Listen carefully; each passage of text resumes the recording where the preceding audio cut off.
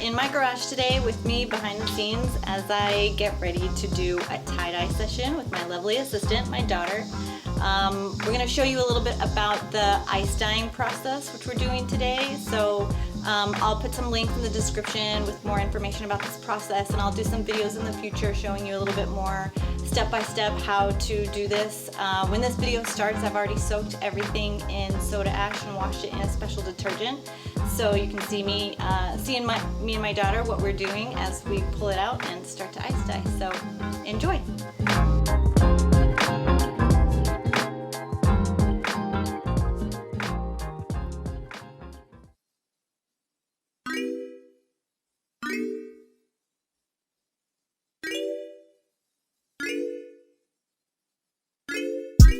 Okay, so here we go. We're laying out the first garment, which I just pulled out of the mordant, which I'm not gonna lie to you is a new term for me. In short, what that means is it's a mixture of water and soda ash, which you soak the garments in prior to the actual dye process.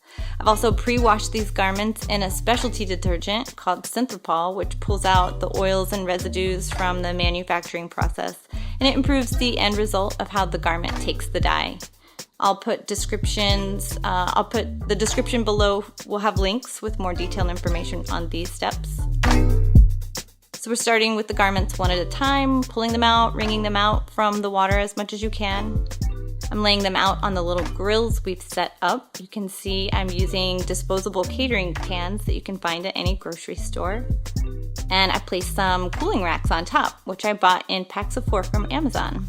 These are, it makes a great setup because it's cheap, it's compact, and even though the bases are disposable, I've been able to reuse them multiple times, making them pretty cost-effective in the end.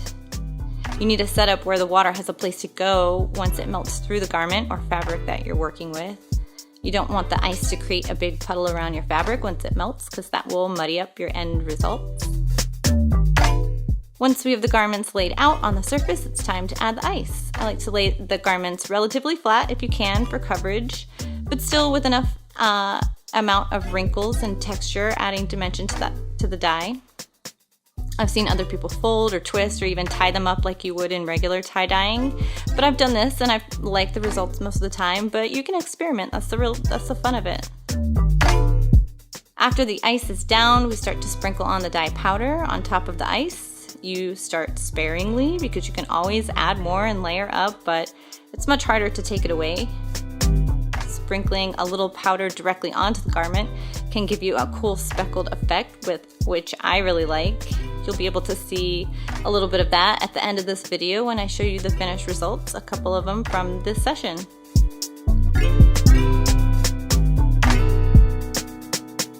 Okay, so here's the part where I tell you about my Etsy shop, where I'm selling greeting cards, high quality art prints, and original watercolor paintings. But if you know me well, you probably already know those things. What you don't know is I have some exciting new categories coming soon, including lined notebooks and some one-of-a-kind tie-dyes. You can find the link to that below in the description, so definitely check that out. Now back to the video. All right, so as you bend down, you can see that we are wearing some goggles and masks over our nose and mouth. With this type of dye powder, you want to make sure to cover your mouth and eyes. When I first began ice dyeing last summer, I was only wearing gloves and mask, but after maybe the second time doing it, I realized at the end of the night that I had dyed my contact lens purple. So make sure you get some safety goggles so that you prevent that kind of thing from happening.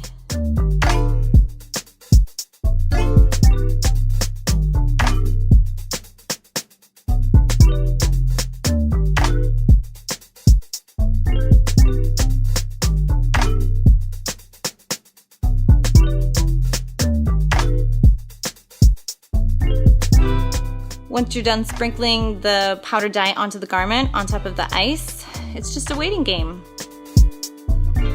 Let the ice fully melt, leaving the garment to sit, I'd say no less than 8 hours, but really I'd wait a full 24 if you can, if you're not in a huge rush.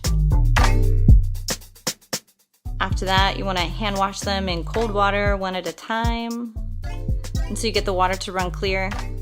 And then throw them into the machine one last time using the Textile, which is that special detergent that I used at the beginning of this process. It just helps remove any extra dye Makes everything more color fast and permanent in the end. Keeps the colors from mixing together.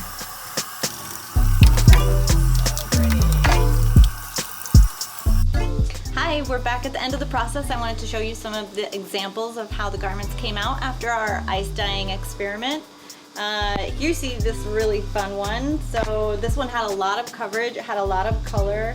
I laid the color down on first and then sprinkled some black on top of it.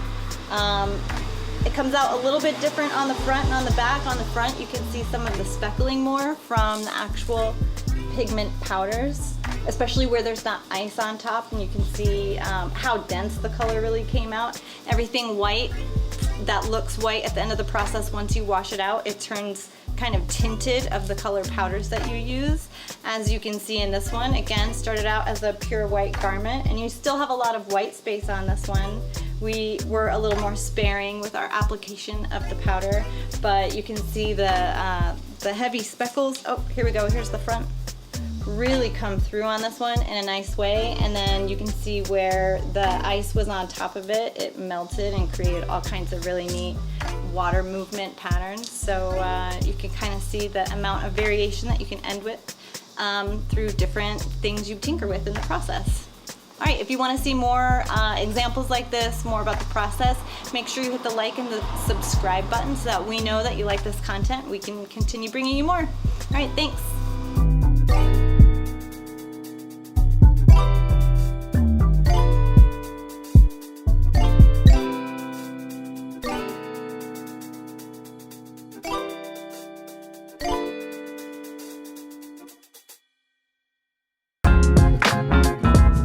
And here is where I thank my amazing Patreon subscribers. Behold their beautiful names, for their support helps me in my quest to do more of what I love, helping me bring videos like this to you.